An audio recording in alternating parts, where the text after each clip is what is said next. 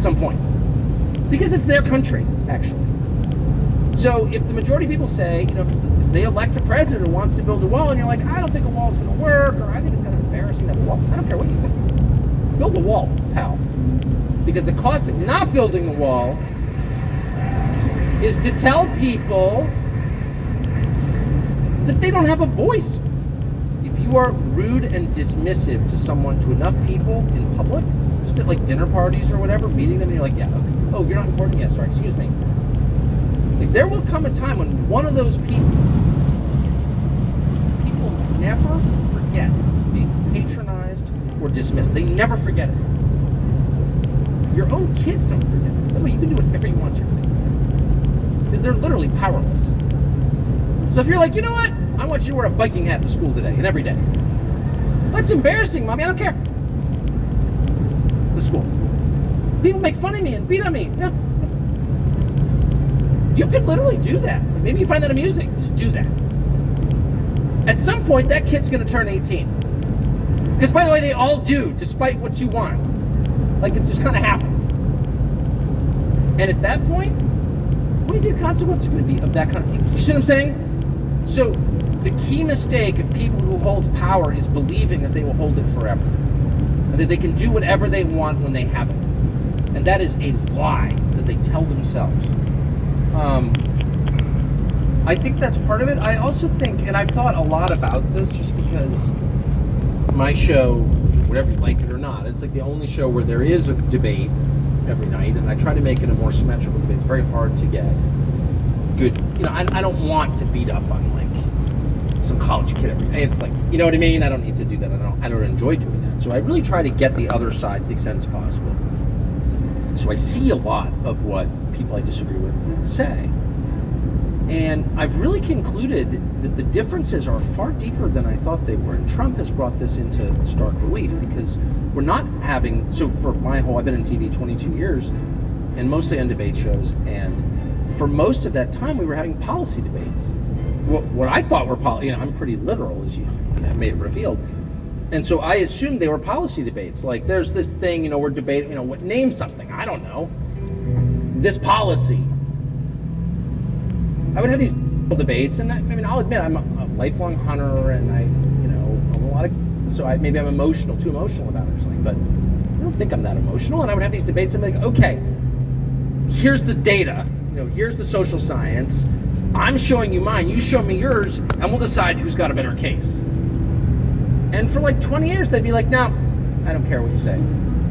Like, they were never convinced at all, by anything I ever said. And not just the polemical stuff, but like the facts. And I began to think maybe we're having two separate conversations. Maybe I'm trying to win this person over with reason, but this person is doing something very different. Maybe this person is just trying to exert control over me. And I thought, that can't be right, because who would want to control another person? That's like literally the last thing I would want to do. I have zero interest in that. Because I don't need to. Because I have like a happy life and a happy marriage and happy kids. And I don't want to control anybody. Why would you want that? I just think it's bizarre. It's so far from the way I see the world that I just couldn't imagine that anybody else felt that way, which is a huge mistake, actually. And just because you don't like pistachio doesn't mean someone else doesn't. People have different motives, actually. And what I've concluded is that this is not at all a policy debate. I'm an idiot for pretending it was for all these decades. What it's really about is power. So conservatives, or I don't even know what is the word anymore? I don't even know. People who aren't like on that side. Who aren't screaming at people they disagree with in restaurants. If you can't imagine a scenario where you would scream at a politician you didn't vote for in a public place, then we're on the same side. Okay? That's all I'm saying.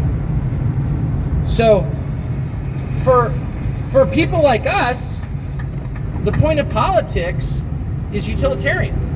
Like, you vote for someone in order that, like, whoever's in power back off enough that you can have a happy family or a successful business or go to church, whatever church you want. Just like to make room for the things that actually matter, which are not politics.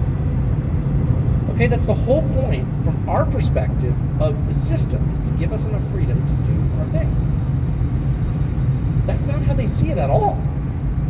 So it really does break down according to temperament. It's not like people are convinced most of the time to join a side. It's like they feel it. I see it in my own children. I really do. I had one child I thought was liberal. I'm serious. Because we'd walk through Georgetown and there were these homeless people, and most of my kids were like, hey, back off, homeless guy. And then I had this one daughter who's like, can we take him home? And I'm like, oh, liberal.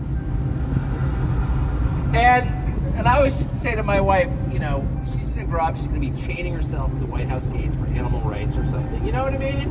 I really like this child so much though. So I was like, okay, go one liberal out of four, it's fine. Why are you going so damn slow, guy? That child has not turned out to be liberal at all. At all.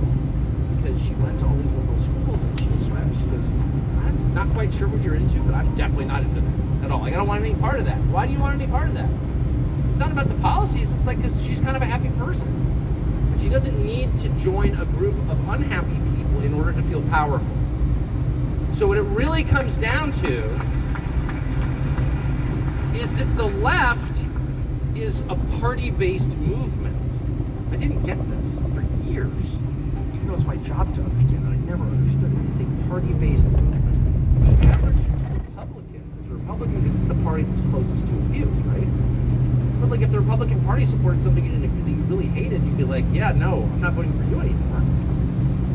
Right? Of course. Your loyalty isn't to the Republican Party. They just may be the party that represents you. She wants to see them win. So you'll be left alone. Democratic Party doesn't matter what they do. They invaded Canada tomorrow. You'd watch every MSNBC and be like, you know, Canada's been a threat for a long time. We haven't really talked about it. You know, there are Canadians living in our midst. Let's intern them. I'm not kidding. They obey. They obey. They're obedient little people. And they're obedient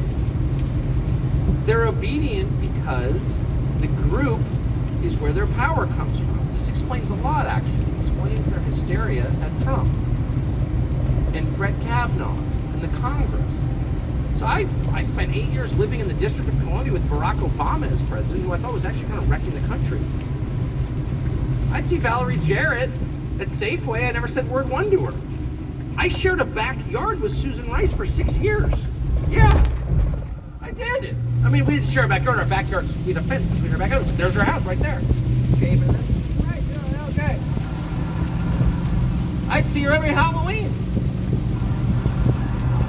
No, we had a Halloween parade in our street, and I would always have a beer with Susan Rice. I'm serious.